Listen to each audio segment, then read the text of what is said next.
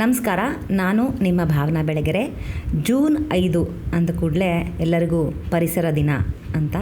ನನಗೂ ಪರಿಸರ ದಿನ ಅನ್ನೋದು ಖುಷಿ, ಬಟ್ ಅದೇ ದಿನ ನನ್ನ ಜನ್ಮದಿನವೂ ಹೌದು.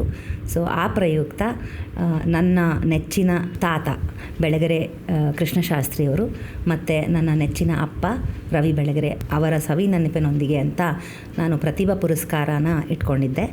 ಅಲ್ಲಿ ಬೇರೆ ಬೇರೆ ಜಿಲ್ಲೆಗಳಿಂದ, ಕೋಲಾರ ಆಗಿರ್ಬೋದು ಅಥವಾ ಬಿಜಾಪುರ ಆಗಿರ್ಬೋದು, ನಮ್ಮ ಬೆಂಗಳೂರು ಆಗಿರಬಹುದು, ಮತ್ತು ಹಾಸನದಿಂದ ಆಗಿರಬಹುದು, ಅಲ್ಲಿಂದ ಏನಿಲ್ಲ ಅಂತಂದರೂ ನಮಗೆ 250ಕ್ಕೂ ಹೆಚ್ಚು ಮಕ್ಕಳು ಬಂದಿದ್ದರು. ಯಾರು 90% ಮೇಲೆ 85% ಮೇಲೆ ತೊಗೊಂಡಿದ್ದಾರೆ, ಡಿಸ್ಟಿಂಕ್ಷನಲ್ಲಿ ಪಾಸ್ ಆಗಿದ್ದಾರೆ. 10ನೇ ಕ್ಲಾಸು ಮತ್ತು ಸೆಕೆಂಡ್ PUC ಕ್ಲಾಸ್ನಲ್ಲಿ ಅಂಕಗಳನ್ನು ಗಳಿಸಿದ್ದಾರೆ ಮತ್ತು ಡಿಸ್ಟಿಂಕ್ಷನ್ ಪಾಸ್ ಆಗಿದ್ದಾರೆ. ಮಕ್ಕಳನ್ನು ಕರೆದು ಒಂದು ಪ್ರತಿಭಾ ಪುರಸ್ಕಾರ ಅಂತ ಅವ್ರಿಗೆ ಆನರ್ ಮಾಡಿದೆ. ನಾನು ಅವ್ರಿಗೆ ಒಂದು ಸನ್ಮಾನ ಮಾಡಿ ಇಟ್ಕೊಂಡಿದ್ದೆ. ಅದು ತುಂಬ ಅರ್ಥಪೂರ್ಣವಾದ ಹುಟ್ಟುಹಬ್ಬ ಅಂತ ನಾನು ಭಾವಿಸ್ತೀನಿ.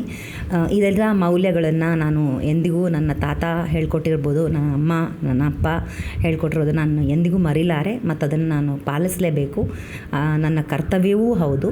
ಯಾಕಂದರೆ ಯಾವುದೋ ಒಂದು ಸ್ಥಾನದಲ್ಲಿ ನಾವು ನಿಂತಾಗ ಇದ್ದಾಗ ನಮಗೆ ಅದರ ಅರಿವಿರಬೇಕು. ಸೊ ಹಾಗಾಗಿ ಅರ್ಥಪೂರ್ಣವಾಗಿ ಈ ಥರ ಒಂದು ಜನ್ಮದಿನಾನ ಆಚರಿಸ್ಕೋಬೇಕು ಅನ್ನೋದು ನನ್ನ ಆಸೆಯೂ ಆಗಿತ್ತು. ಸೊ ಹಾಗೇ ಅದೇ ರೀತಿಯಲ್ಲಿ ತುಂಬ ಅಂದರೆ ತುಂಬ ಸಪೋರ್ಟ್ ಮಾಡಿ ನನಗೆ ಅತಿಥಿಗಳಿಂದ ಹಿಡಿದು ಅಲ್ಲಿ ಬಂದಂಥ ಎಲ್ಲ ನನ್ನ ತಂದೆಯ ಅಭಿಮಾನಿಗಳಾಗಿರಬಹುದು ಅಥವಾ ತುಂಬ ಹೆಮ್ಮೆಯ ಪೇರೆಂಟ್ಸ್ ಬಂದಿದ್ದರು ಅವರ ಮಕ್ಕಳ ಜೊತೆಗೆ. ಸುಮಾರು 750ಕ್ಕೂ ಹೆಚ್ಚು ಜನ ಅಲ್ಲಿ ಸೇರಿದ್ವಿ. ಒಂದು ಒಳ್ಳೆಯ ಮಧ್ಯಾಹ್ನದಿಂದ ಸಾಯಂಕಾಲವರೆಗೂ ಹೇಗೆ ಸಮಯ ಹೋಯಿತು ಅನ್ನೋದೇ ಗೊತ್ತಾಗದೆ ನಡೆದಿರೋವಂಥ ಪ್ರೋಗ್ರಾಮ್ ಇದು. ಅಲ್ಲಿ ನಮ್ಮ ವಿನಯ್ ಗುರುಜಿಯವರು ಬಂದಿದ್ದು, ಅವರು ಮಾತಾಡಿದ್ರು.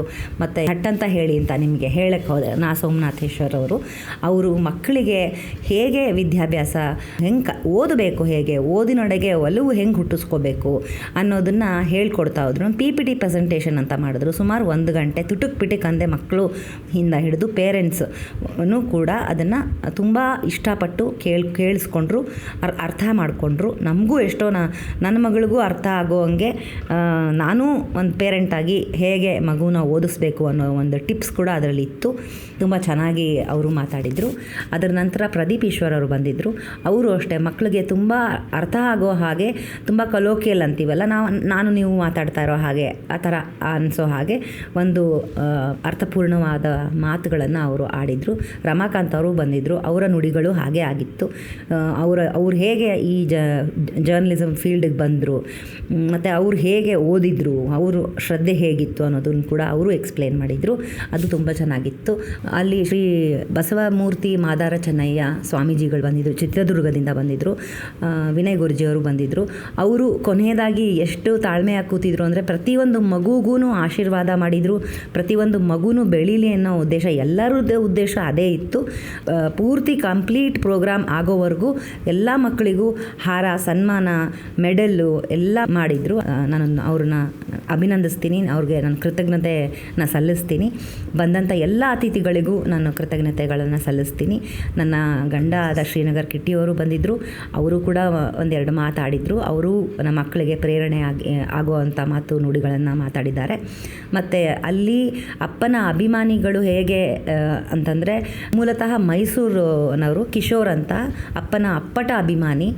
800ಕ್ಕೂ ಹೆಚ್ಚು ಎಳ್ನೀರನ್ನು ಉಚಿತವಾಗಿ ಅಲ್ಲಿ ಬಂದಂಥ ಎಲ್ಲ ಮಕ್ಕಳಿಗೆ, ಅಲ್ಲಿ ನೆರೆದಂಥ ಎಲ್ಲರಿಗೂ, ಸ್ಟೇಜಲ್ಲಿದ್ದಂಥ ಗೆಸ್ಟ್ಗಳಿಂದ ಹಿಡಿದು ಆಡಿಯನ್ಸ್ವರೆಗೂ ಎಲ್ಲರಿಗೂ ಉಚಿತವಾಗಿ ಅದನ್ನು ಹಂಚಿದ್ರು. ಎಲ್ಲರೂ ತುಂಬ ಖುಷಿಪಟ್ಟರು. ಇದೇ ನನ್ನ ಬರ್ತ್ಡೇ ಪ್ರಯೋಗ ಎನ್ವಿರಾನ್ಮೆಂಟಲ್ ಡೇ ಆಗಿರೋದ್ರಿಂದ, ಪರಿಸರ ದಿನ ಆಗಿರೋದ್ರಿಂದ, ಮೂಗು ಸುರೇಶ್ ಅಂತ ನಟ ಅವರು ಕ್ಷಮಿಸಿ ಬಿಡು ತಂದೆ ಅಂತ ಒಂದು ಸಿನಿಮಾ ನಟ ಇದೆ. ವಿವಾ ಫೌಂಡೇಶನ್ ಕಡೆಯಿಂದ ಅವರು ಅದನ್ನು ತಗೊಂಡು ಬಂದು ತೆಂಗಿನ ಸಸಿ 800 ತೆಂಗಿನ ಸಸಿಗಳನ್ನು ಅಲ್ಲಿ ಬಂದವರೆಲ್ಲರಿಗೂ ಹಂಚಿದ್ರು. ಮಕ್ಕಳು, ತಂದೆ ತಾಯಂದರು ಮತ್ತು ಅಲ್ಲಿ ಬಂದಂಥ ಅಭಿಮಾನಿಗಳು ಎಲ್ಲರೂ ಅದನ್ನು ತಗೊಂಡು ಹೋದರು. ಮತ್ತು ಗಾಳ ಅನ್ನೋ ಸಿನಿಮಾ, ನಾನು ಅದರಲ್ಲಿ ಒಂದು ಸಣ್ಣ ಪಾತ್ರ ಮಾಡಿದ್ದೀನಿ. ಭಾವನಾ ಬೆಳಗೆರೆ ಆಗೇ ಒಂದು ಜರ್ನಲಿಸ್ಟ್ ಪಾತ್ರನ ಮಾಡಿದ್ದೀನಿ. ಸೊ ಆ ಗಾಳ ತಂಡದವರು ಕೂಡ ನನ್ನ ಹುಟ್ಟಿದ ಹಬ್ಬದ ದಿನದಂದೇ ಪೋಸ್ಟರ್ ಲಾಂಚ್ ಮಾಡಬೇಕು ಅಂತ ಅವರ ಆಸೆ ಆಗಿತ್ತು. ಅದೇ ರೀತಿಯಲ್ಲಿ ಅದು ನೆರವೇರಿತು ಕೂಡ. ತುಂಬ ಚೆನ್ನಾಗಾಯಿತು. ಆ ಗಾಳ ಸಿನಿಮಾನು ಸಿನಿಮಾಕ್ಕೆ ಮತ್ತು ಕ್ಷಮಿಸಿಬಿಡು ತಂದೆ ಸಿನಿಮಾಕ್ಕೂ ನಾನು ಆಲ್ ದ ಬೆಸ್ಟ್ ಹೇಳ್ತೀನಿ. ಇಲ್ಲಿ ನನ್ನ ಜನ್ಮದಿನದಿಂದ ಅವರು ಒಂದೊಳ್ಳೆ ಕೆಲಸ ಮಾಡಿದ್ದಾರೆ ಅಂತ ನನಗೆ ನನ್ನ ಭಾವನೆ. ಇದಿಷ್ಟು ನನ್ನ ಕಾರ್ಯಕ್ರಮದ ನನ್ನ ಜನ್ಮದಿನದಿಂದ ನಡೀತಲ್ಲ ಅಂತ ಹೇಳಿ ತುಂಬ ಅಂದರೆ ತುಂಬ ಖುಷಿ ನನಗೆ. ನಮ್ಮಮ್ಮ ಬಂದಿದ್ದರು. ನಮ್ಮಮ್ಮ ಬರ್ತಾರೆ ಅಂತಂದ್ರೇ ನನಗೆ ಒಂದು ರೀತಿಯಲ್ಲಿ ಈಗ ಸ್ವಲ್ಪ ಆರೋಗ್ಯ ಏರುಪೇರು ಅದು ಇದು ಅನ್ನೋ ಥರ ಆದರೂ ಕೂಡ ಅವರಿಗೆ ಇದೆಲ್ಲ ಸಂಭ್ರಮ ತುಂಬ ಅಂದರೆ ತುಂಬ ಇಷ್ಟ. ಅವರ ಆಶೀರ್ವಾದ ನನ್ನ ಮೇಲೆ ಸದಾ ಇರುತ್ತೆ, ಹೀಗೆ ಆ ಪ್ರೀತಿ ಸದಾ ಹೀಗೆ ಇರುತ್ತೆ. ನನಗೆ ನೀವೆಲ್ಲರೂ ಈ ಯೂಟ್ಯೂಬ್ ಚಾನಲಲ್ಲಿ ಈಗಾಗಲೇ ಇವರೆಲ್ಲರ ಮಾತು ನುಡಿಮುತ್ತುಗಳನ್ನು ನಾವು ಅಪ್ಲೋಡ್ ಮಾಡಿದ್ದೀವಿ. ನೀವು ಅದನ್ನು ಅಲ್ಲಿ ನೋಡಬಹುದು, ವೀಕ್ಷಿಸಬಹುದು, ನಿಮ್ಮ ಅಭಿಪ್ರಾಯನ ತಿಳಿಸಬಹುದು. ಇದನ್ನು ನಾನು ತುಂಬ ಅರ್ಥಪೂರ್ಣವಾಗಿ ಸೆಲೆಬ್ರೇಟ್ ಮಾಡ್ಕೊಂಡಿದ್ದೀನಿ. ನನ್ನ ಬರ್ಡೇ ಅನ್ನೋ ಒಂದು ಹೆಮ್ಮೆ ಕೂಡ ಇದೆ ನನಗೆ. ಹಾಗೆ ನಿಮ್ಮ ಎಲ್ಲರ ವಿಶಸ್ಸು, ನೀವೆಲ್ಲರೂ ನನಗೆ ಎಷ್ಟೋ ವಿಶ್ಗಳು ಮಾಡಿದ್ದೀರಾ, ನಾನು ಯಾವುದಕ್ಕೂ ರಿಪ್ಲೈ ಮಾಡಿಲ್ಲ. ಇಲ್ಲಿಂದನೇ ಈಗ ಹೇಳ್ತಾ ಇದ್ದೀನಿ, ತುಂಬ ತುಂಬ ತುಂಬ ಧನ್ಯವಾದಗಳು.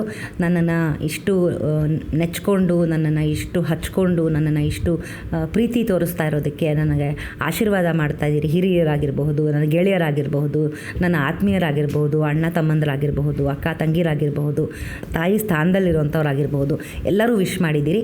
ಎಲ್ಲರಿಗೂ ನನ್ನ ಹೃತ್ಪೂರ್ವಕ ಧನ್ಯವಾದಗಳನ್ನು ನಾನಿಲ್ಲಿ ನಿಮಗೆ ಸಲ್ಲಿಸ್ತೀನಿ. ಇದೇ ರೀತಿ ಮುಂದೆ ಕೂಡ ನನಗೆ ಒಂದು ಒಳ್ಳೊಳ್ಳೆ ಕಾರ್ಯಕ್ರಮಗಳನ್ನು ಆಯೋಜನೆ ಮಾಡಿ ಅದನ್ನು ನಾನು ಸಾರ್ಥಕಗೊಳಿಸೋ ಹಾಗೆ ನೀವು ನನಗೆ ಹರಿಸಿ ಅಂತ ನಾನಿಲ್ಲಿ ಮತ್ತೆ ಕೇಳ್ಕೊಳ್ತಾ ಇದ್ದೀನಿ. ಬಂದಂಥ ಎಲ್ಲ ಅತಿಥಿಗಳಿಗೂ ಮತ್ತು ಶಾಲೆಗಳನ್ನು ಕರ್ಕೊಂಬಂದಂಥ ಪ್ರಿನ್ಸಿಪಲ್ ಆಗಿರಬಹುದು, ಟೀಚರ್ಸ್ಗಳಾಗಿರ್ಬೋದು, ಅವರು ಎಲ್ಲರಿಗೂ ಮಕ್ಕಳು ಸೇಫಾಗಿ ಕರ್ಕೊಂಡು ಬಂದು ಸೇಫಾಗಿ ಕರ್ಕೊಂಡು ಹೋಗಿರೋದಕ್ಕೆ ಧನ್ಯವಾದಗಳನ್ನು ಸಲ್ಲಿಸ್ತೀನಿ. ಮತ್ತು ಅವರಿಗೆ ಸವಿನೆನಪಿಗಾಗಿ ಕೊಟ್ಟಂಥ ಟ್ರೋಫಿ ಒಂದು ಶಾಲೆಗೆ ಕೊಟ್ಟಿದ್ದೀನಿ. ಅದು ಹೈ ಬ್ಯಾಂಗ್ಳೂರು ಅನ್ನೋ ಹೆಸರಲ್ಲಿ ಆ ಟ್ರೋಫಿ ಅವರವರ ಶಾಲೆಯಲ್ಲಿ ಇರುತ್ತೆ ಅನ್ನೋದೇ ನನ್ನ ಹೆಮ್ಮೆಯ ವಿಷಯ. ಅಲ್ಲಿ ನನ್ನ ತಾತ ಬೆಳಗೆರೆ ಕೃಷ್ಣಶಾಸ್ತ್ರಿ ಅವರು ಇರ್ತಾರೆ, ಅಲ್ಲಿ ನನ್ನ ತಂದೆ ರವಿ ಬೆಳಗೆರೆ ಅವರು ಶಾಶ್ವತವಾಗಿ ಆ ಶಾಲೆಯಲ್ಲಿ ಟ್ರೋಫಿ ಮೂಲಕ ಇರ್ತಾರೆ ಅಂತ ಹೇಳಿ, ಅದು ನನ್ನ ಬರ್ತ್ಡೇ ದಿನ ಇರ್ತಾರೆ ಅನ್ನೋದು ನನ್ನ ಇನ್ನೂ ಹೆಮ್ಮೆಯ ವಿಷಯ ಅಂತ ನಾನು ಇಲ್ಲಿ ಹೇಳಕ್ಕೆ ಇಷ್ಟಪಡ್ತೀನಿ. ಮತ್ತೊಮ್ಮೆ ಎಲ್ಲರಿಗೂ ಥ್ಯಾಂಕ್ ಯು ವೆರಿ ಮಚ್. ನೀವು ನನಗೆ ವಿಶ್ ಮಾಡಿದ್ದಕ್ಕೆ ಧನ್ಯವಾದಗಳು.